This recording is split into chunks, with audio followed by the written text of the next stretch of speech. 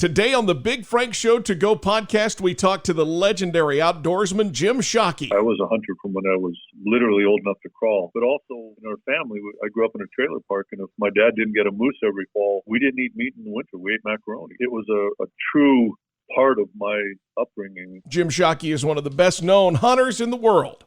Host of Jim Shockey's Hunting Adventures and Jim Shockey's Uncharted on the Outdoor Channel. Jim Shockey, very recognizable for his cowboy hat, his red bandana. You've probably seen his show for many years.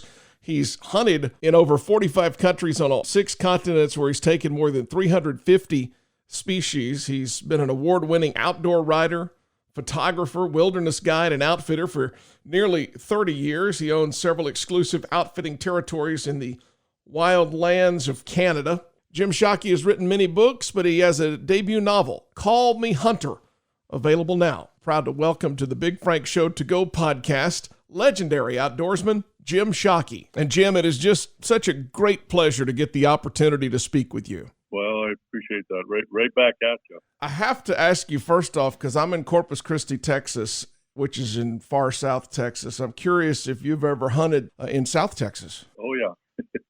Yeah, I've hunted a lot in Texas. I love it. If I was living anywhere down south, it would be down in Texas. I've hunted my whole life. I love it.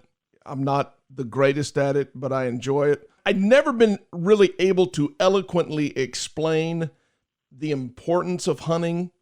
So whenever you have people that question why you do it, why we hunt, how do you answer those people when they question people that hunt? What I say to them is, why don't you hunt?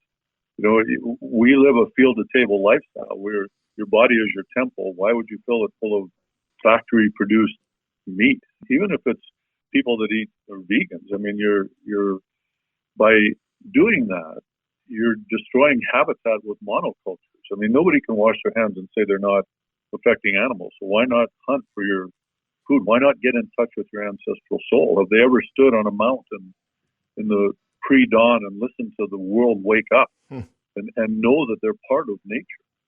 So you know, as I say, my question to them right back is, why don't you hunt? It makes no sense. It's best for the conservation of the wildlife species. It means you care about them. You're out there walking the walk as opposed to sitting in an urban center somewhere in an ivory tower and throwing stones at hunters.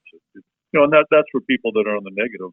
The vast majority of the people are interested. You know, they're curious. They want to know the truth about it, and mainstream media doesn't always tell the truth. So depending on how the person comes at me, that'll depend how strong my reaction is. But you know, never negative. Always try and educate when I speak to these people. How did you first get interested in hunting? Well, I think I was born. I think there's a gene. They'll probably identify it someday that. You know, 10% of the people have that gene. And my earliest memories are catching beetle bugs and earthworms and then mice and gophers. I mean, I was a hunter from when I was literally old enough to crawl. But also in our family, I grew up in a trailer park, and if my dad didn't get a moose every fall, we didn't eat meat in the winter. We ate macaroni. So it was a true part of my upbringing from the beginning. So I mean, that's how far back it goes for me. My son is 10, and he's gone hunting with us. He's never been an active part of it, but this year we got him a single shot 410, and on the first weekend of white-winged dove season, with his very first shot, he got a dove, and he's hooked. And it's the greatest thing. I think for me, it's better than anything I've ever done in my life. Hunting. I mean, I love hunting with my dad. That's how I got into it. But just to see the exuberation on my son's face when he got that first dove, it's something special.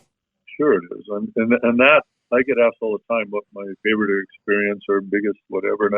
And I always say the same thing. It's any time that I'm with family out there. You know, I was there when my daughter got her first white-tailed deer, or son got his first bear. When, you know, my dad was there when I got my first deer, and I was there for my dad when he got his last deer.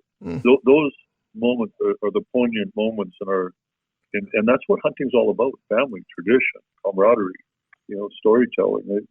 That's such an important, that's what hunting is, even though sometimes people focus on the kill in mainstream media and try and vilify and marginalize it. But it's truly about family. It really is. I could talk to you hours about hunting. It's just, I probably get emotional about it because some of my fondest memories are in the field with my dad, and it's just, and they still are. Those times are important. They're precious. Yeah, my dad's gone now, but if I could, I would love, one more, at my age now, to sit with them on stand and just enjoy the sunrise, one more time. Nothing better than that. You've hunted all over the world, and we have been so blessed to have been a part of that with, different TV shows and getting to see you for so many years. What has been your favorite place to hunt? Well, that's the Yukon. I love, it's the last pure remote wilderness left in this world. My Rogue River opening territory up there is 7.5 million acres, not a single road, not a house down below you. It's all accessed by airplane only, and animals just have never seen human beings. There's our cabins on lakes, and it just is such, pure. My wife Louise, when she went up there, just called it pure, and that's my favorite place. That's my happy place. I think it's the most beautiful place as well in the world. Well, let's talk about the novel Call Me Hunter, which it says it's fiction. Is this based on some of your real life experiences, and how did you get into wanting to write a novel? Well, it's absolutely based on my personal life experiences. I knew I was going to write a novel when I was 10 years old. I started then, but I didn't have a story to tell. So I tried again in '93. I penned the first words of Call Me Hunter. Zhivago was dead. I hunted him down and I killed him. And I realized even then that I still hadn't lived enough life to have a story to tell. So I, for another 30 years, did my thing. And 2019 November, I said, I'm done with international travel. I need to sit down and write this novel. So it's based, they call it a thriller because they had to put it in a category, but it would be more like an autobiographical, abstract, fictional thriller. So it's fiction, but it's about 80% truth. And what I say is the 20% that would put anybody in jail, that's the fiction part. Well, I look forward to reading it. Call Me Hunter. Very much looking forward to checking that out. And do you anticipate that you will write more novels? Yeah, I signed a 2-book deal with Simon & Schuster out of New York City, so I have to write a second thriller. I think it's specified it's a thriller. I've got 4 other books waiting in the wings that are done, copy edited, ready for design. And 2 humor books, and one's on guiding, stories, and one is about Louise and I and our life and beginnings. But I do, I will write a sequel to Call Me Hunter. The story's not finished. I left people with some questions that have to be answered in a sequel. Very much looking forward to reading it. Well, listen, God bless you, Jim. Thank you for what you do. This has been a great pleasure to speak with you, and I hope everybody reads that book. And obviously, we continue to be fans of your work, and we'll look forward to seeing more of it. Thank you so much for your time. Thanks for having me on. I appreciate it. That is Jim Shockey, the host of Jim Shockey's Hunting Adventures and Jim Shockey's Uncharted on the Outdoor Channel, as well as the author of the new novel, Call Me Hunter. Our thanks to Jim for his time. Such a big fan of his work for so many years. Enjoyed getting an opportunity to visit with him, and I hope you get an opportunity to check out the novel Call Me Hunter. We appreciate you listening to the Big Frank Show To Go podcast on iHeartRadio or wherever you consume your podcast. Be sure you click the follow button or subscribe so that you can get an update whenever we do post a new episode. And you can follow me on social media, very easy, at Big Frank Radio on all of the social platforms. Thank you so much for the privilege of your time.